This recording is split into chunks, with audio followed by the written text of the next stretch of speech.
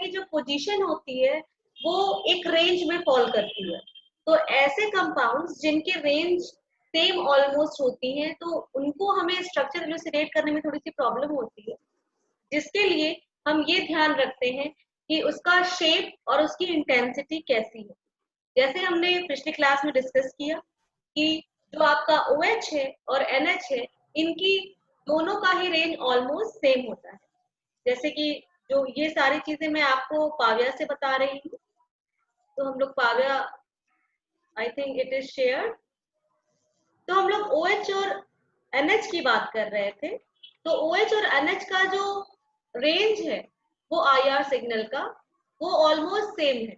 बस हम डिफरेंस कहाँ करते हैं, जो पीक की इंटेंसिटी और पीक की विड्थ है। Shape and intensity will determine which is the functional group that is present in the given compound. Generally जो कंपाउंड क्वेश्चंस आते हैं वो आपके अगर स्ट्रक्चर इलुसिडेशन के लिए आ रहे हैं तो उसमें आपका सीधे सीधे दिया गया रहता है मॉलिक्यूलर फॉर्मूला। वैसे क्वेश्चंस भी हम लोग करेंगे।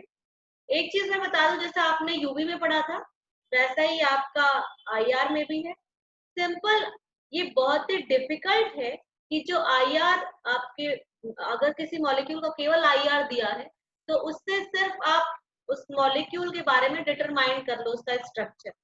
इसीलिए हमें पूरा तीनों स्पेक्ट्रोस्कोपी, अगर आप NMR दिया है तो स्ट्रक्चर इलुसिडेट आप कर सकते हो इटसेल्फ, लेकिन अगर आपका IR दिया हुआ है केवल, या फिर यूवी स्पेक्ट्रोस्कोपी का लैम्डा मैक्स दिया हुआ है, तो ये डिफिकल्ट करना थोड़ा सा मुश्किल है, डिफिकल्टी हो सकती है उसका कंप्लीट स्ट्रक्चर इलुसिडेशन। इसलिए हमें दूसरी स्पेक्ट्रोस्कोपी की मदद चाहिए होती है। जबकि अगर आपको आइसोमर बताना है या दो कंपाउंड को रिलेट करना है तो ये बहुत ही इजीली किसी भी पर्टिकुलर एक स्पेक्ट्रोस्कोपी से किया जा सकता है। हमने कुछ क्वेश्चंस भी डिस्कस किए थे, हम और क्वेश्चंस कल लेकर के आएंगे आप लोगों के लिए डिस्कस करने के लिए। तो शेप और इंटेंसिटी की बात जब करते हैं तब जैसा OH और NH के बीच में आपने देखा था कि OH की पीक जो आती है वो ब्रॉड आती है और NH की पीक जो आती है वो उसके कंपैरिजन में शार्प आती है। तो ये शेप और इंटेंसिटी का डिफरेंस है कि सेम रेंज होने के बावजूद भी OH और NH को हम अलग अलग कर सकते हैं। साथ में आपने देखा था कि जो कार्बोनिल होते हैं और आपका जो CH स्ट्रेचिंग होती है एल्डिहाइड की, और साथ में जो CH स्ट्रेचिंग होती है आपकी नॉर्मल एल्केन की, उन दोनों भी सेम रीजन में पड़ते हैं, लेकिन डिफरेंस सिर्फ इतना ही होता है कि आपका जो पीक है उस पीक में विड्थ और इंटेंसिटी और शेप है। तो उसको आसान करने के लिए हम 1 बाय 1 देखेंगे कि सारे मॉलिक्यूल्स में अलग अलग, अगर हम सर्वे करते हैं फंक्शनल ग्रुप्स का एग्जांपल्स के साथ में, तो उसमें कहाँ पे क्या आता है। एल्केन्स जैसे हमने पहले ही स्ट्रेचिंग में पढ़ा था, ये हम पहले ही देख चुके हैं कि जो CH स्ट्रेचिंग होती है आपकी, या किसी में भी जो स्ट्रेचिंग होती है, ये आपके बेंडिंग वाइब्रेशन से ज्यादा वैल्यू रखती है। जो मोड ऑफ वाइब्रेशन आप में होते हैं वो एक्सिस पे, डायरेक्शन ऑफ द एक्सिस पे बहुत ज्यादा डिपेंड करते हैं। इसका फिजिकल कॉन्सिक्वेंस है। इसके फिजिकल कॉन्सिक्वेंस ये बैनवल में मैंने बताया था कि बहुत अच्छे से दिया है, लेकिन हम यहाँ पे डिस्कस नहीं कर रहे हैं उस फिजिकल एस्पेक्ट्स को। लेकिन अगर जैसा कि डिस्क्राइब बीच में ये क्वेरी उठी थी कि डायनामिक डायपोल मोमेंट के ऊपर, तो वो डायनामिक डायपोल मोमेंट जैसे आपको बताया कि ये डायपोल मोमेंट चेंज हो रहा है टाइम के साथ, ये मस्ट है आपके मॉलिक्यूल के लिए जो IR सिग्नल दे, ऐसे मॉलिक्यूल के लिए, क्योंकि उसमें वाइब्रेशनल जो ट्रांजिशंस हो रहे हैं उनके लिए ये मस्ट है। लेकिन जो डायरेक्शन की बात हम कर रहे हैं उसमें भी हम सिंपल, अगर डीप में नहीं जा रहे हैं तो कुछ चीजें हमें रिमेम्बर। ये जो एल्कीन, इसमें बहुत ही फ्यू पीक्स आती है। ये आपने CH स्ट्रेचिंग पहले भी देखा था कि एल्केन, ये हमेशा ध्यान रखना है क्योंकि केमिस्ट्री में एक्सेप्शंस काफी पाए जाते हैं। तो वैसे ही आपके कुछ मॉलिक्यूल्स जो बहुत ज्यादा स्ट्रेन्ड होते हैं, स्ट्रेन्ड वो भी रिंग कंपाउंड, आपको पता है एल्केन्स रिंग कंपाउंड में भी पाए जाते हैं, जैसे साइक्लोप्रोपेन, साइक्लोब्यूटेन, साइक्लोहेक्सेन, साइक्लोहेक्सेन तक आपने देखा है, जनरली आप साइक्लोहेक्सेन की कंफर्मेशन देख रहे थे। ये जो एल्केन्स अगर ये स्ट्रेन नहीं है तो sp3 जो CH है इसका एब्जॉर्प्शन लगभग आपके 3000 के अप्रोक्सीमेटली 2840 से 3000 तक में आ जाता है। अगर कंपाउंड में विनाइलिक या एरोमेटिक या एसिटिलिनिक या साइक्लोप्रोपाइल हाइड्रोजन्स लगे हैं उसके बगल में CH3 के बगल में, तो एब्जॉर्प्शन जो होगा वो बढ़ जाएगा, ज्यादा हो जाएगा 300,000 से। कहीं पे भी आपको बेसिक मैंने आपको बता दिया है कि जो IR की वैल्यू घटती या बढ़ती है वो डायरेक्टली प्रोपोर्शन होती है उस रूल के जो आप हुक्स लॉ मानते हैं। दो एटम के बीच में जो बॉन्ड है उसको आप स्ट्रिंग मान करके और उस एटम को एक पर्टिकुलर मास एज्यूम करके कि वो m1 m2 मास का है, उसका रिड्यूस मास, ये फॉर्मूला आपने हुक्स लॉ में देखा था। और ये जो हुक्स लॉ है वो डायरेक्टली एक्सप्लेन करता है फ्रीक्वेंसी को कि ज्यादा होगी कि कम होगी। तो सीधे सीधे अगर आपको कंपैरिजन दिया रहता है किसी मॉलिक्यूल का, कि जनरली ऐसे क्वेश्चंस बहुत ज्यादा आते हैं आईआर में कि आपको 3-4 स्ट्रक्चर्स दे दिया जाएगा, उसकी आईआर फ्रीक्वेंसी पूछी जाएगी, या फिर फंक्शनल ग्रुप के, जैसे अभी आपने पिछले जब आप एनएमआर के क्वेश्चंस कर रहे थे उसके साथ में एक आईआर की क्वेश्चन था कि आपका कीटोन और ईस्टर 2 बन रहा था, लेकिन आपको पता था कि कीटोन की जो फ्रीक्वेंसी लाई करती है 300 समथिंग पे लाई करती है, जबकि ईस्टर की आपकी ज्यादा पे करती है, इसीलिए आपके जो आंसर था वो कीटोन। इसलिए आप इंडिविजुअल कंपाउंड्स को तो पढ़ेंगे ही, ध्यान से देखेंगे कि उसमें क्या चीज इंपॉर्टेंट है, ताकि जब स्ट्रक्चर को रिलेट करें तो उन चीजों को नोटिस करें। और ये माइंड में हमेशा रखना है कि जिसकी के की वैल्यू ज्यादा होगी मतलब बॉन्ड उतना ज्यादा स्ट्रॉन्ग होगा तो फ्रीक्वेंसी आपकी ज्यादा होगी।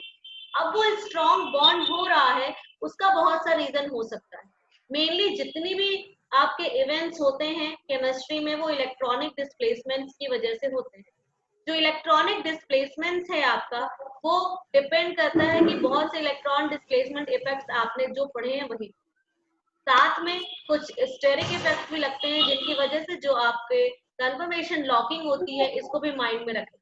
जैसे जो स्ट्रेनस कंपाउंड होते हैं अभी भी हमने देखा कि अगर एल्केन्स में स्ट्रेनस कंपाउंड्स होंगे, स्ट्रेनस रिंग कंपाउंड्स होंगे, उनको छोड़ करके उसके बारे में भी अभी हम डिस्कस करेंगे, बाकी जो स्ट्रेनस रिंग कंपाउंड के अलावा एल्केन्स होते हैं इनका 2840 से 3000 के बीच में लाई करता है। और ये भी आपने देखा कि अगर विनाइलिक एरोमेटिक और एसिटिलिनिक साइक्लोप्रोपाइल हाइड्रोजन्स लगे हैं जो CH है उनका एब्जॉर्प्शन 3000 से बढ़ जाता है। इसका रीजन आपने से कोई बता सकता है?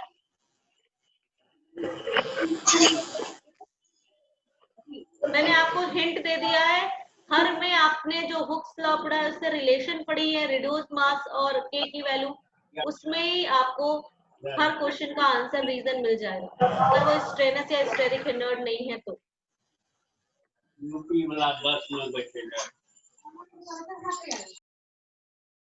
बोलिए बेटा, कोई बताना चाहता है कि क्यों अगर विनाइलिक है, एरोमेटिक है, एसिटिलिनिक है, साइक्लोप्रोपाइल हाइड्रोजन्स है, उनके CH एब्जॉर्प्शन की वैल्यू क्यों 3000 से ज्यादा हो जाती है? बॉन्ड स्ट्रेंथ ज्यादा है, बॉन्ड स्ट्रेंथ ज्यादा है, ओके, के की वैल्यू ज्यादा होगी तो आपकी वैल्यू फ्रीक्वेंसी भी ज्यादा होगी। फ्रीक्वेंसी भी ज्यादा होगी। क्या है कारण, क्या है रीजन, क्या है उसका? जैसे मैम sp3 CH के बीच का स्ट्रेंथ लो है, यहाँ पे CH2 के बीच इसका स्टेरिक हिंड्रेंस पे डिपेंड कर रहा है। स्टेरिक हिंड्रेंस तो ठीक है बेटा जी, लेकिन यहाँ पे रूपम आपने कैसे बोला, क्या चीज आपको दिखती? विनाइलिक, एसिटिलिक, ये सब प्रोटॉन्स में आपको क्या दिखा? मैम ट्रिपल बॉन्ड से लगा हुआ है, डबल बॉन्ड से लगा हुआ है, तो क्या होगा?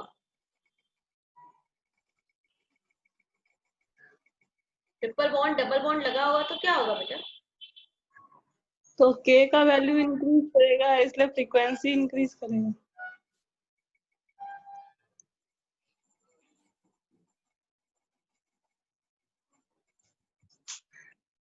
ठीक है, और कोई कुछ बोलना चाहता है? देखिए यहाँ पे 2 स्पेक्ट्रा दिखाया गया है। ये सिंपल एल्केन है, डेकेन। डेकेन में क्या होता है, 10 कार्बन होते हैं, सिर्फ 10 कार्बन, नो फंक्शनल ग्रुप। तो इसमें जो स्ट्रेचिंग आती है आपकी वो CH, सिंपल CH स्ट्रेचिंग आएगी और CH बेंडिंग आती है। जो CH स्ट्रेचिंग है आपकी वो लाई करती है आपको एज यूजुअल आपने पढ़ा है 800 से 3200 के बीच में। CH बेंड है, ये आपका लाई करता है।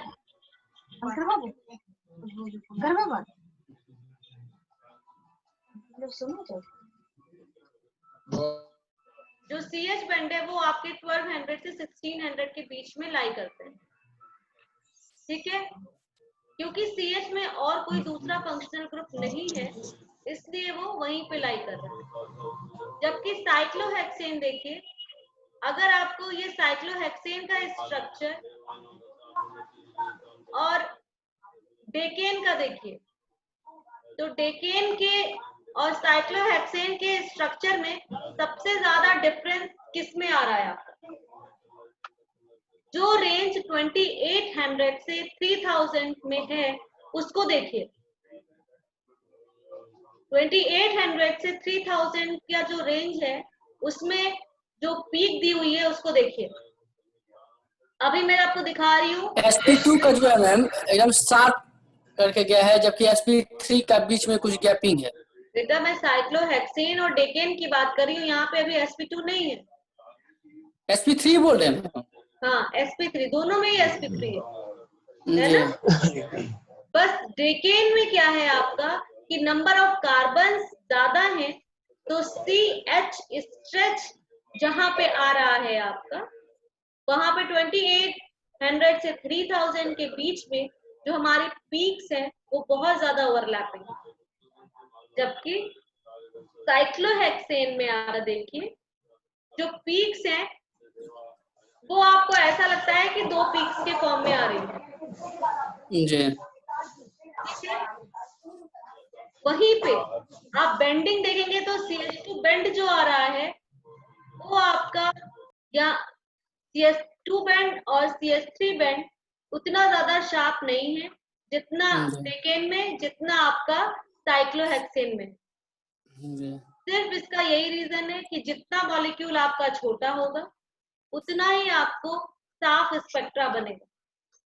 ठीक है, साथ में ये जो विनाइलिक एरोमेटिक और एसिटिलिनिक साइक्लोप्रोपाइल हाइड्रोजन्स की बात हो रही थी उसमें आपका K की वैल्यू भी बता रही है, क्योंकि आपका इलेक्ट्रो आपने ये पढ़ा है कि 2 उसका रीजन है। एक कि आपने पढ़ रखा है कि जब जितना ज्यादा नेगेटिविटी बढ़ेगी, जैसे जैसे आपका sp3 से sp की तरफ आप जाओगे, मतलब S कैरेक्टर जितना ज्यादा उतनी ज्यादा एसिडिटी ज्यादा। इसमें किसी को कोई कंफ्यूजन इस बात पे?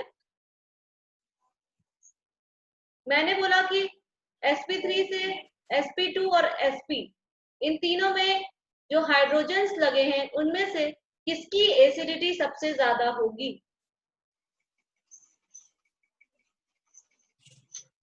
बताइए बेटा, रेज करिए हैंड्स।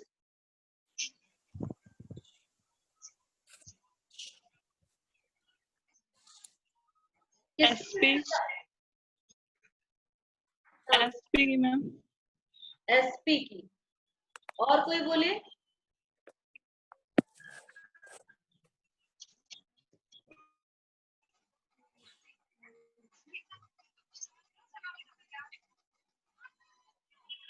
और कोई नहीं? रूपम बताएं क्यों? मैम SP में 50% S करेक्टर होता है। तो S कैरेक्टर और एसिडिटी का क्या रिलेशन है? जितना ज्यादा S करेक्टर होगा उतना ज्यादा एसिडिक होगा। S कैरेक्टर और एसिडिटी का क्या रिलेशन है बेटा? मैं समझ गई कि सबसे ज्यादा S कैरेक्टर है तो उसमें एसिडिटी होगी, लेकिन रिलेशन क्या है? नहीं पता। ठीक है, मैम डायरेक्टली प्रोपोर्शनल है वो एस कैरेक्टर। ये सिग्नल बॉन्ड जितना ठीक है, वो डायरेक्टली प्रोपोर्शन है, लेकिन मतलब क्या है ये तो बहुत आप लोग पढ़े होंगे पहले, हो सकता है कुछ बच्चे भूल भी गए हो, उसको थोड़ा सा रिवाइज करिए कि क्या ऐसा होता है एस कैरेक्टर। ये थोड़ा सा हम लोग हटके बात करने लगे, लेकिन ये आपके लिए इम्पोर्टेंट है जानना कि क्या होता है ऐसा कि एस कैरेक्टर ज्यादा होता है तो एसिडिटी ज्यादा होती है। सोच के बताइए, एसिडिटी के लिए क्या चीज चाहिए? एसिडिटी के लिए, किसी को भी एसिडिक होने के लिए क्या चीज चाहिए? ऐसे क्वेश्चंस तो आप बहुत से करते हो कॉम्पिटिशन्स के लिए कि which of the molecules is most acidic, या इंक्रीजिंग या डिक्रीजिंग ऑर्डर में लिखिए एसिडिटी के, करते हो ना? तो एसिडिटी के लिए कौन सा क्राइटेरिया देखते हो? ये उसके इलेक्ट्रोनेगेटिविटी पे देखते हैं हम। इलेक्ट्रोनेगेटिविटी। और कोई बताइए, अगर आपको कहा जाए एसिडिक स्ट्रेंथ बताने के लिए कि जो गिवन मॉलिक्यूल्स हैं उनमें से आप एसिडिक स्ट्रेंथ देखोगे तो आप क्या देखोगे? जिसका कंजुगेट बेस ज्यादा स्टेबल होगा वो ज्यादा एसिडिक होगा। Very good. तो जिसका ज्यादा कंजुगेट बेस स्टेबल, उसकी एसिडिटी उतनी ज्यादा। मतलब हम अगर ब्रॉन्स्टेड लॉरी और ने आपने पढ़ा था एसिड बेस कॉन्सेप्ट, वहां पे जाएं तो हम ये कहते हैं कि जो हाइड्रोजन फर्निश करता है उसको एसिड कहते हैं। मतलब कि आपका जो H+ देने के बाद जो स्पीशीज बची वो जितना ज्यादा स्टेबल, और वो स्टेबल कब होगी? जब वो हाइड्रोजन को उतनी इजीली छोड़ देगी। तो अगर मॉलिक्यूल स्टेबल है H लूज करने के बाद, तभी वो चाहेगा कि उसका हाइड्रोजन निकल जाए। इसीलिए कॉन्जुगेट बेस अगर जितना ज्यादा स्टेबल होगा उसका एसिडिटी उतनी ज्यादा होगी, क्योंकि वो हाइड्रोजन से उतना ही इजीली उसको हटा दिया जा सकता है। एस कैरेक्टर ज्यादा होने की वजह से न्यूक्लियस के पास आपके जो बॉन्डेड कंडीशन है वो ज्यादा रहती है, इलेक्ट्रोनेगेटिविटी ज्यादा रहती है। ठीक है, एस कैरेक्टर ज्यादा मतलब एस कैरेक्टर एस स्फेरिकल होता है, और एस स्फेरिकल होता है तो क्या होता है? आपकी जो बॉन्डेड कंडीशन है, जो फोर्स है वो ज्यादा लगी हुई है। ठीक है, तो स्टेबिलिटी उसकी ज्यादा होती है उस कंजुगेट बेस। ठीक है, अब हम यहाँ देखते हैं आगे कि स्ट्रेचिंग तो हमने पढ़ा एल्केन्स के केस में कि अगर कंपाउंड्स में डायरेक्ट एल्केन के अलावा कोई विनाइलिक एरोमेटिक एसिटिलिनिक या साइक्लोप्रोपाइल जो कि हिंडर स्ट्रेनस है, विनाइलिक एरोमेटिक एसिटिलिनिक, ये तीनों को कॉन्जुगेशन देंगे। तो ये जो कॉन्जुगेशन और स्ट्रेनस स्ट्रक्चर की वजह से जो कार्बन है उसमें हाइड्रोजन की IR आएगी वो ग्रेटर हो जाएगी 3000। जबकि बेंडिंग वाइब्रेशंस जो आती हैं आपकी कैरेक्टरिस्टिक वो 1465 पे आती है मिथिलीन के लिए, और मिथाइल के लिए 1375 आती है। अभी अभी आपने वो जो डेकेन का स्पेक्ट्रा देखा, आई डोंट नो आपने ध्यान दिया कि नहीं दिया, उसमें भी CH2 और CH3 प्रोटॉन्स की पीक आ रही थी, और CH2 प्रोटॉन जैसे आपको ने दिया हुआ है इसमें कि 1465 पे के लगभग पे, मतलब ज्यादा पे। आपको वैल्यू एग्जैक्टली बेंडिंग की याद नहीं करनी है, लेकिन ये माइंड में रखना है कि जो CH2 बेंड होता है वो ज्यादा पे आता है रेदर देन आपका CH3।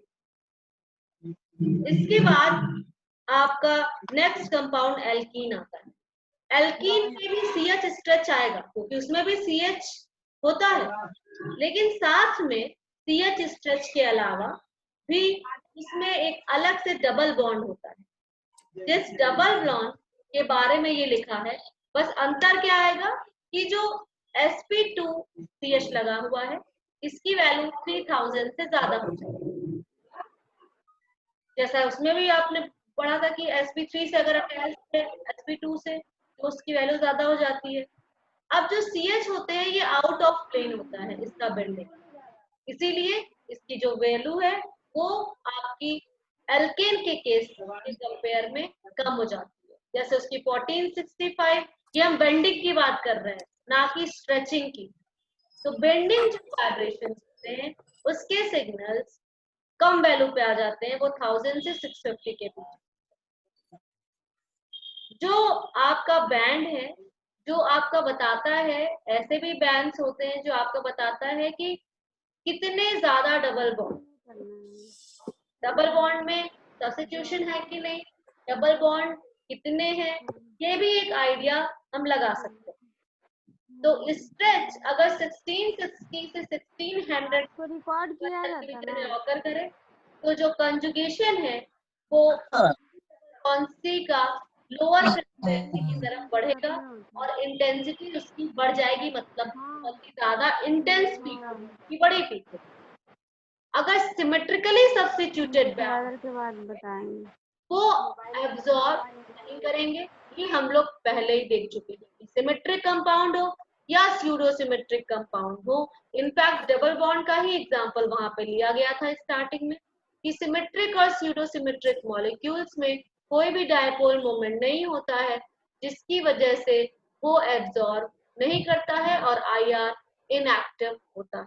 जबकि अगर सिमेट्रिकली ही डाई सब्स्टिट्यूटेड कंपाउंड है और वो ट्रांस है, कभी कभी उस केस में जब कंपाउंड में ट्रांस होकर के जो दो ग्रुप लगे हैं वो बल्कियर होने के बावजूद भी अलग अलग है, जिसकी वजह से उसमें थोड़ी सी भी डायपोल मोमेंट हो सकती है, उस केस में आपकी जो वैल्यू आती है ट्रांस के केस में बहुत वीक और सिस के केस में थोड़ी सी स्ट्रॉन्ग आती है। एग्जाम्पल आपका दिया हुआ है, यहाँ पे हेक्सीन का एग्जाम्पल दिया है। CH जैसे मैंने बोला sp3CH स्ट्रेच सब में आएगी, इसलिए आपका 2800 से 3000 के बीच हुआ है। साथ में 3000 के बाद में एक CH आएगा, जो CH आपका C डबल बॉन्ड C से लगा हुआ होगा। साथ में आपके C डबल बॉन्ड C की वैल्यू 1600 के रेंज में आती है, क्योंकि C डबल बॉन्ड C इसी रीजन में होता है। यही अगर आपका कार्बोनिल होता तो आपकी थोड़ी सी वैल्यू और इंक्रीज हो जाती, और जैसे इस C डबल बॉन्ड C की जो पीक आ रही है, इसका शेप और इंटेंसिटी देखिए।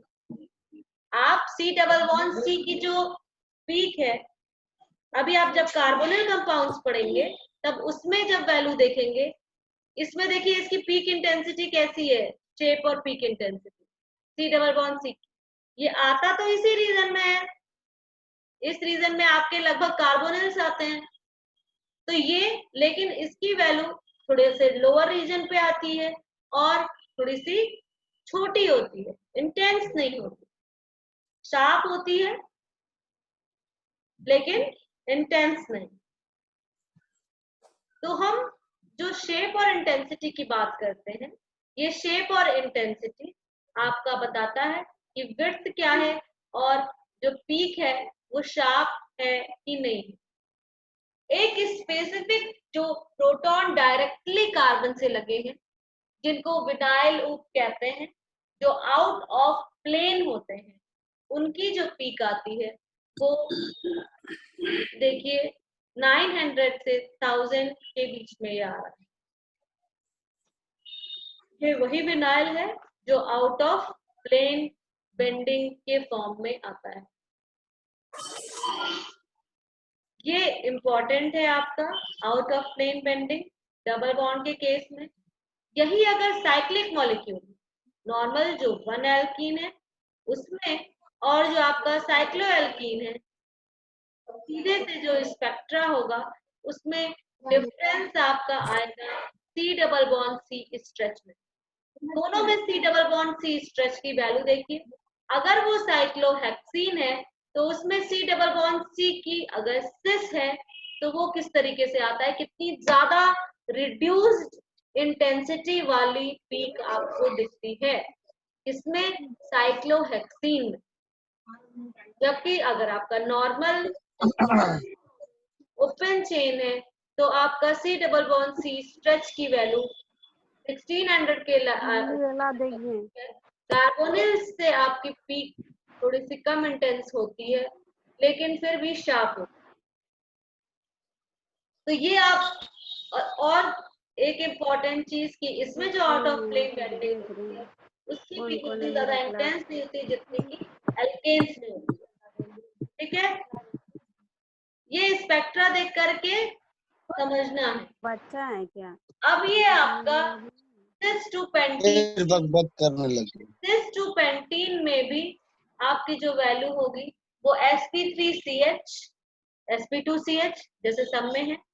सिस C double bond C stretch देखिए कितना छोटा है। सिस आउट ऑफ प्लेन भी आपका 900 के लगभग है।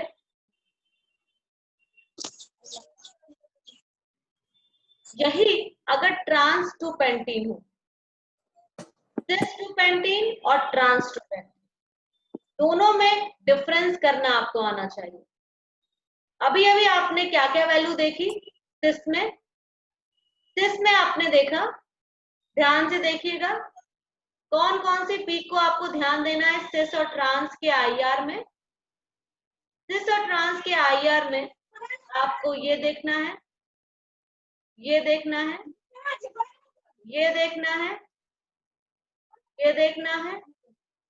यहाँ पे कुछ आ रहा है, कौन बताएगा ये पीक किसकी है? ये 1400 से 1500 ये जो पीक आ रही है इसको इसने डिस्क्राइब नहीं किया है, ये पीक कौन सी है? ये sp3 का है मैम, वो CH का क्या? हेक्सेन का। हेक्सेन कहाँ से आया बेटा? Molecule is cis two pentene.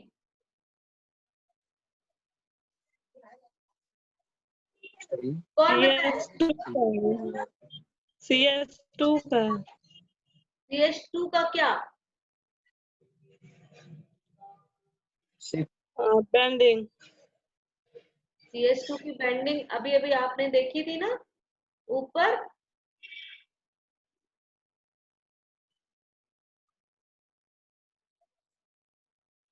Ma'am ये C डबल बॉन्ड C का है। C ट्रिपल बॉन्ड C बेटा है ही नहीं। ये आप मैम वो तो C डबल बॉन्ड C। वो सार पर C डबल बॉन्ड C का। बात सुनिए, आप लोग भूल गए, अभी अभी आपने पढ़ा था CH2 बेंडिंग और CH3 बेंडिंग, है ना? तो जी बेंडिंग देखिए यहाँ पे दिया भी हुआ है, ये CH2 बेंडिंग, ये दिख रहा है सबको इस वाले में, ये देखिए। इसका रीजन कहाँ है? वही रीजन है जी।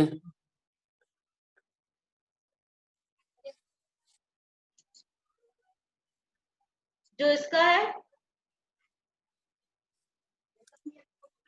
है देख रहे हैं सब लोग? सिस में भी है, ट्रांस में भी है, ठीक है। तो C डबल बॉन्ड C के बाद वाला जो रीजन होता है वो sp2 बेंडिंग की वजह से आता है, ठीक है। अब हम आगे देख रहे हैं कि ट्रांस और सिस में क्या डिफरेंस है। आपने ध्यान दिया सिस और ट्रांस में क्या डिफरेंस आया? जो वीक CC स्ट्रेच है ट्रांस में एकदम नेग्लिजिबल। अभी इसने बता दिया कि वहां पे C डबल बॉन्ड C का पीक होगा जो कि रिड्यूस्ड फॉर्म में आपको यहाँ पे दिख रहा है। अगर उन्होंने मार्क नहीं किया हो गया होता बुक में तो you can not distinguish with the noise and with this C double bond C trans. Are you getting? मेरी बात समझ में आ रही है? Yes ma'am. ठीक है, तो आपको क्या ध्यान देना है सिस और ट्रांस में? ये पीक भले ही जो C double bond C peak कम इंटेंसिटी की है, जैसे आपने देखा कि बहुत कम इंटेंसिटी की है, 1600 के अराउंड आती है। आपका जो एल्केन्स होता है उसमें देखिए जितना मॉलिक्यूल छोटा होगा उतनी ज्यादा ये पीक की वैल्यू छोटी होगी। जैसे कि आपने देखिए इसमें देखिए साइक्लोहेक्सीन में, इसमें देखिए जिसमें आपका 1 हेक्सीन, ठीक है। तो मॉलिक्यूल जितना ज्यादा और छोटा होता जाएगा इसकी वैल्यू और कम होती जाएगी, और साथ में अगर ट्रांस होगा तो ये वैल्यू एकदम नेग्लिजिबल होगी। तो ये अभी आप क्या पढ़ रहे थे, एल्कीन्स पढ़ रहे थे कि एल्कीन्स के केस में क्या पॉइंट ध्यान में रखना है। मेन इंपॉर्टेंट चीजें जो आपको एग्जाम में डायरेक्टली पूछी जाती हैं वो difference of the two structures होता है, जो आपको ध्यान देना है कि ट्रांस और सिस में क्या डिफरेंस आता है। पीक आपकी एल्कीन्स की कहाँ पे इंपॉर्टेंट आती हैं। आउट ऑफ प्लेन बेंडिंग भी हमको दिखता है एल्कीन के केस में। तो अब हम आगे देखते हैं एल्काइंस के साथ क्या पिक्यूलियरिटी है। जैसे कि हम लोग पहले भी देख चुके हैं कि जहां पे जो CH स्ट्रेच की बात हम करते हैं, sp3, sp2 और sp, जैसे जैसे इस तरफ बढ़ते हैं s कैरेक्टर बढ़ता है, इलेक्ट्रोनेगेटिविटी बढ़ती है, एसिडिटी बढ़ती है, जिसकी वजह से आपका जो sp का CH स्ट्रेच है वो वैल्यू और बढ़ता जाता है। तो जो स्ट्रेच होता है sp उसका 3300 सेंटीमीटर इनवर्स पे आता है। अगर इसका स्ट्रेच 2150 पे ऑकर हो रहा है, इसका मतलब है कि जो आपका मॉलिक्यूल है वो आप उसमें आपके कुछ सिमेट्री डिस्टर्ब, जैसे अगर आप 1 ऑक्टाइन लें या 4 ऑक्टाइन लें, दोनों में डिफरेंस क्या है, 1 ऑक्टाइन और 4 ऑक्टाइन। जो 4 ऑक्टाइन है वो आपका सिमेट्रिकल एल्काइन है, जबकि जो आपका 1 ऑक्टाइन है ये आपका सिमेट्रिकल नहीं है। ध्यान क्या देना है, C ट्रिपल बॉन्ड C। जैसे C डबल बॉन्ड C अगर ट्रांस होता है तो उसमें C डबल बॉन्ड C की स्ट्रेचिंग नहीं आती है, वैसे ही अगर C triple bond C stretch है तो आपका अगर सिमेट्रिकल एल्काइन नहीं है तो आपकी वैल्यू दिखेगी, अगर सिमेट्रिकल है तो वैल्यू IR इनएक्टिव होगी, जो आप इसमें देख रहे हैं। क्लियर है? 4 ऑक्टाइन सिमेट्रिकल बॉन्ड C आपका sp3CH स्ट्रेच होगा ही, और ये नॉर्मल एल्केन वाली बाकी थी।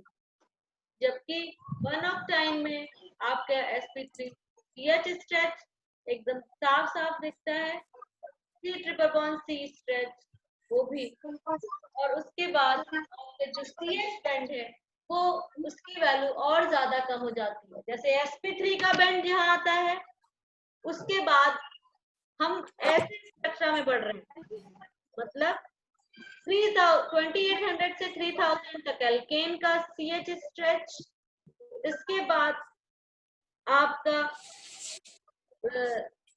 वहां से सिंपली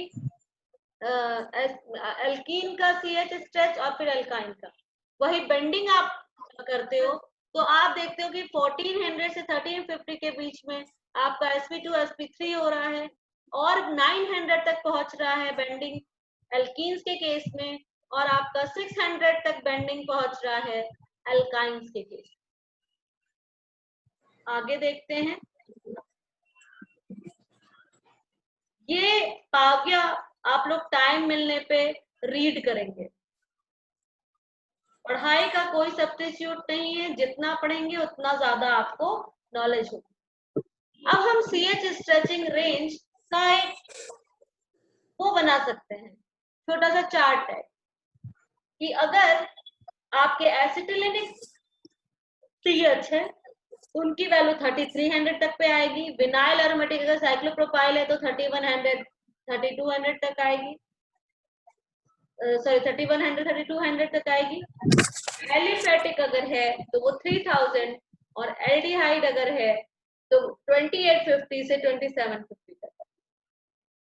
अब जो आपका sp3 से sp2 बढ़ने पे आपको पता है स्ट्रेन बढ़ेगा, S कैरेक्टर बढ़ेगा, जिसकी वजह से आपकी जो वैल्यू है वो लेफ्ट जाने पे इंक्रीज करती है, राइट जाने पे डिक्रीज करती है।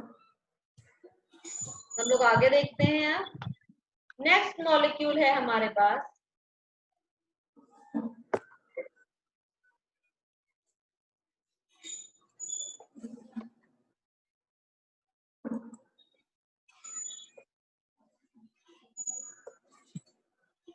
ये एक इन्होंने टेबल भी बना दिया है जिसमें बहुत अच्छे तरीके से मिथाइल, मिथिलीन और मीथीन के प्रोटॉन्स को दिखाया है। मिथाइल और मिथाइलिन के लिए आपने देखा कि वैल्यू जो आती है वो कम हो जाती है। हम लोग उसको डिस्कस भी नहीं करने जा रहे हैं। सिंपल बस ये ध्यान रखना है किसी